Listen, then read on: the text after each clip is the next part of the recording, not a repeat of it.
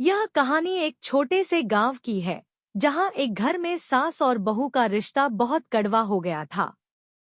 बहू का नाम राधा था और सास का नाम धनमती देवी।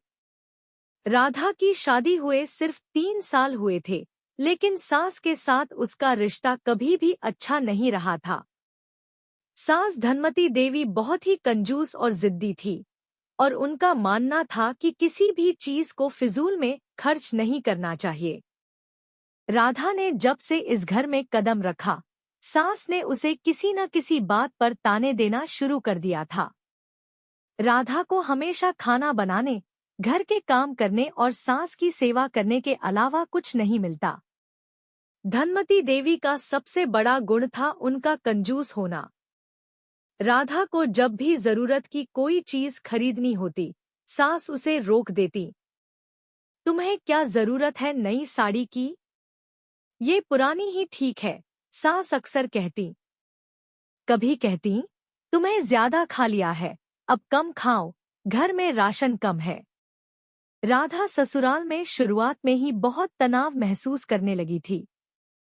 शादी के बाद एक बार राधा ने सास से कह दिया, माँ, थोड़ी सी मिठाई ले आई हूँ, घर में कुछ खुशियाँ आएंगी। सास ने गुस्से में आकर कहा, क्या तुम नहीं समझ सकती?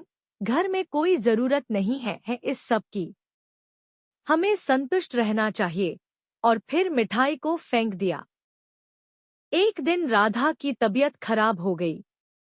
उसे बुखार था और वह बहुत कमजोर महसूस कर रही थी।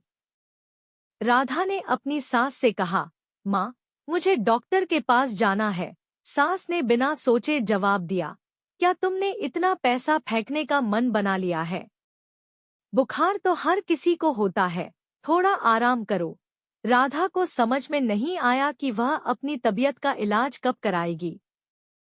सास ने उसे बस आराम करने का ही आदेश दिया और खुद अपनी कामों में व्यस्त हो गई। राधा की हालत बिगड़ी और वह अंततः अस्पताल में भर्ती हो गई। सास को उसकी हालत का कोई फर्क नहीं पड़ा। उसे लगता था कि राधा का काम तो सिर्फ घर का काम करना है, और जब बहू बीमारी में भी काम करती रहे तो यही सबसे अच्छा है। कभी कभी राधा सोचती थी कि वह इस कंजूस और निर्दयी सास के साथ क्यों जिए, लेकिन उसके पास कोई विकल्प नहीं था। वह अपने पति से भी अपनी समस्याओं को नहीं कह पाती थी, क्योंकि वह भी अपनी माँ के सामने कभी कुछ नहीं बोलते थे। यह कहानी इस बात का प्रतीक है कि अगर घर में रिश्तों में समझ और प्यार न हो तो क्या स्थिति हो सकती है। सास का कंजूस और कठोर व्यवहार राधा के जीवन को कठिन बना रहा था। हालांकि वह हमेशा शांत रहती थी, लेकिन भीतर भीतर वह बहुत दुखी थी, और उसका दिल चीत्कार कर रहा था कि कब वह अपनी जिंदगी में थोड़ी राहत महसूस करेगी। अगर आपको ये कहानी पसंद आई हो तो वीडियो को लाइक करें, और ऐसी और प्रेरणादायक कहानियाँ देखने के लिए हमारे चैनल को सब्सक्राइब करना न भूलें।